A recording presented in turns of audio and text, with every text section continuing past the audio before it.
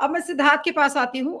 सिद्धार्थ, आपको क्या लगता है, ये 8वां जेट की बात अब आ गई है अचानक से, बिहार में वोटिंग चल रही है, क्या होगा बीच में? क्योंकि बीच बिहार वोटिंग में अगर इस तरीके के दावे डोनाल्ड ट्रंप कर रहे हैं तो बिहार की जनता के लिए इसके क्या मायने? क्योंकि हमें नहीं भूलना चाहिए कि बिहार ही वो ग्राउंड था जहां पर जब ऑपरेशन सिंदूर को लेकर, जब सिंदूर लेकर घर घर जाने की बात हो रही थी, तो लोगों ने वहां से आवाज उठी थी कि भाई ये वहां पर कार्यक्रम कैंसिल कर दिया गया है।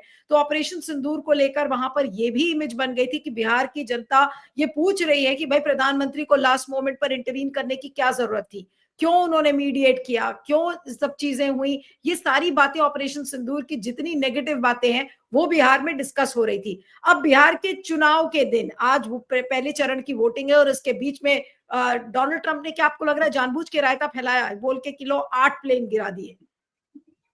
देखिए, इसी को ना बिहारी में कहा जाता है, प्रधान जी के ऊपर पहले तो डोनाल्ड ट्रंप ने अच्छा से रायता फैलाया, फिर उसको समेटने के बदले ऊपर से छोंक भी लगा दिया।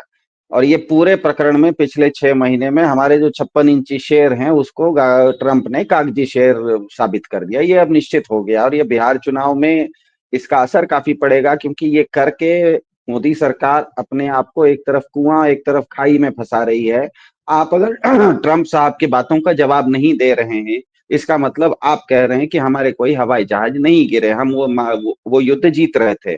तो सवाल यह है कि आपका अगर कोई हानि नहीं हुआ, ट्रंप साहब झूठ बोल रहे हैं, आप वो युद्ध जीत रहे थे, तो भाजपा जब कहती है कि पीओके पाक अधिकृत कश्मीर भी हम हाथ में लेंगे, अखंड भारत भी हाथ में लेंगे, तो जब सोने का इतना अच्छा एक सुनहरा मौका था कि इस्लामाबाद में भारत की सेना पहुंच गई थी, गोदी मीडिया के अनुसार बलूचिस्तान में तिरंगा फहरा दिया था गोदी मीडिया के अनुसार, तो इतना सब आगे बढ़ के आप पीछे क्यों आ गए? दोनों मतलब ये भी बोलेंगे तो फंसेंगे, वो ट्रंप की बात नहीं मानेंगे तो फंस रहे हैं, ट्रंप की बात मान रहे हैं तो फंस रहे हैं। इसी को कहते हैं एक तरफ कुआं एक तरफ खाई है।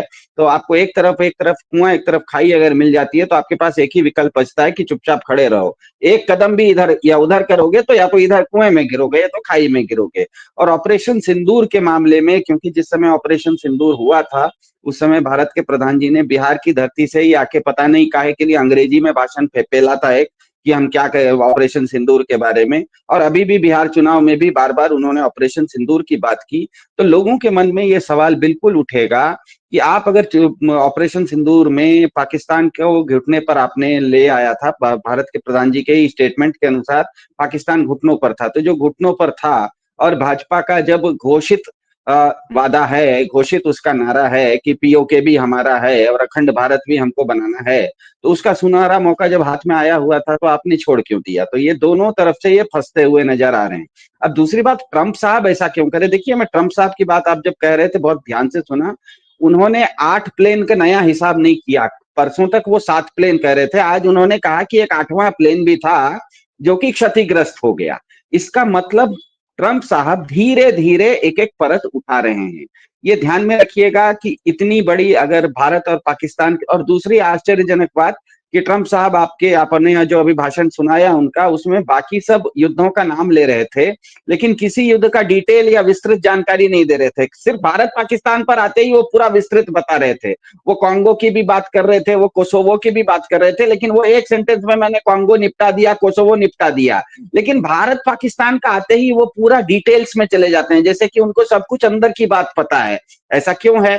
क्योंकि स्पष्ट है कि आज के जमाने में जब टेक्नोलॉजी है, आपके फोन पर जब गूगल मैप चल जाता है, इंटर सैटेलाइट से आपका फोन का गूगल मैप चल जाता है, तो भारत और पाकिस्तान के बीच में जो ऑपरेशन सिंदूर चल रहा था उस समय की पूरी जानकारी सैटेलाइट द्वारा, अपनी जानकारी अपने उनके स्रोत द्वारा ट्रंप साहब के पास पूरा का पूरा उसका एक्सरे का खाका था। एक तरह से आप कह सकते हैं कि ट्रंप साहब ऑपरेशन सिंदूर में एक तरह से महाभारत के संजय थे, जो कि सब चीज वो देख रहे थे। अब वो ये बता रहे हैं, ये पूरा का पूरा स्पष्ट संदेश भारत के प्रधान जी को दिया जा रहा है कि मुझे आप जो नहीं बता रहे हैं अपने लोगों को वो भी बातें मुझे पता है। हवाई जहाज किसके कितने गिरे, आपके गिरे या पाकिस्तान के गिरे या दोनों का मिला के गिरे, सब कुछ मुझे पता है। यहां तक कि मुझे पता है कि कौन सा गिरा और कौन सा क्षतिग्रस्त हुआ, कौन सा मॉडल आने वाले समय में वो ये भी बता सकते हैं कि कौन कौन से मॉडल क्षतिग्रस्त हुए, ये भी बता सकते हैं, ये भी बता सकते हैं कि कितने क्षतिग्रस्त हुए। तो ऐसी स्थिति में मेरे ख्याल से वो भारत के प्रधान जी के ऊपर एक जबरदस्त अब दबाव ला रहे हैं। वो बार बार उनको बता बता रहे हैं कि जो आपने 13 फरवरी को मेरे साथ व्हाइट हाउस में बैठ के मेरे साथ सगाई कर ली थी, जिसमें कि आप तेल भी मुझसे लेने वाले थे, मवेशी का चारा भी मुझसे लेने वाले थे, बत्तख का मांस भी लेने वाले थे। सगाई करने के बाद आप तो भाग गए साहब। और सगाई, और आपने लिखा था कि तारीख 31 दिसंबर से पहले हम शादी कर लेंगे, मतलब वो ट्रेड डील हो जाएगा। तो ये ट्रेड डील पर दबाव लाने के लिए, और उनको पता है, ट्रंप साहब को पता है कि मोदी जी का जो 56 इंच का इमेज है, जो विश्व गुरु का इमेज है, हर बार जब ट्रंप कुछ बोलते हैं, ट्रंप भी कोई नासमझ व्यक्ति नहीं है, ट्रंप समझदार हैं, उनको भी पता है कि बार बार बोलेंगे तो एक तरह से हास्यास्पद भी हो जाएगा कि ये ट्रंप साहब बार बार रोज सुबह उठ के एक ही चीज क्यों बोलते हैं। लेकिन उनको पता है कि उनके लिए भले हास्यास्पद हो, लेकिन वो हर बार बोलते हैं तो भारत के प्रधानमंत्री जी की जो विश्व गुरु और 56 इंच की छवि है वो और धूमिल होते चली जाती है। ये रायता समेटने के बदले रायते पर रोज एक बार नया छोंक लगा रहे हैं।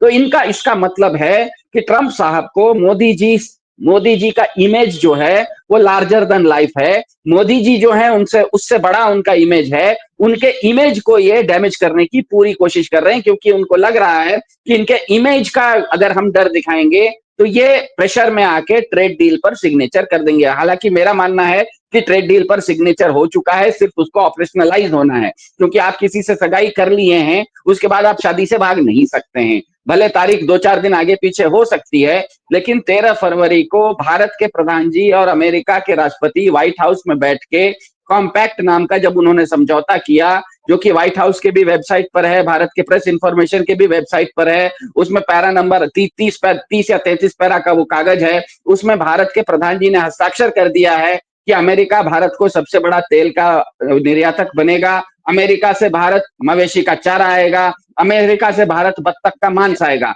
आप ये सब बातें अगर लिख चुके हैं तो उसको आपको ऑपरेशनलाइज आप नहीं कर रहे हैं, आप मुंह छुपा के भाग रहे हैं। तो मेरे ख्याल से ट्रंप साहब केवल और केवल ये संदेश देना चाह रहे हैं, ये जो पूरा ये 56 बार ये जो बार बार बोल रहे हैं, ये दुनिया को नहीं बोल रहे हैं, उनको भी पता है दुनिया देखेगी तो हंसेगी। वो केवल और केवल हमारे प्रधान जी को मैसेज है कि आप मुझसे मुंह नहीं चुरा सकते, मुझे आपके अंदर के खाने की सारी बातें पता है। ऑपरेशन सिंदूर में भले मैं शामिल नहीं था, लेकिन संजय की तरह मुझे सब कुछ घटनाक्रम पता है।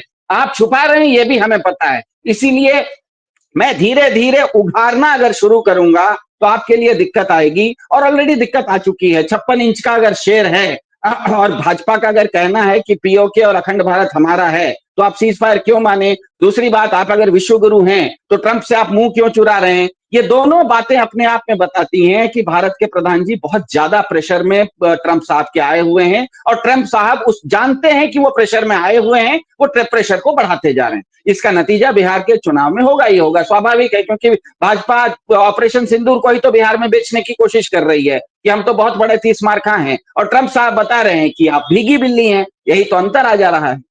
बिल्कुल।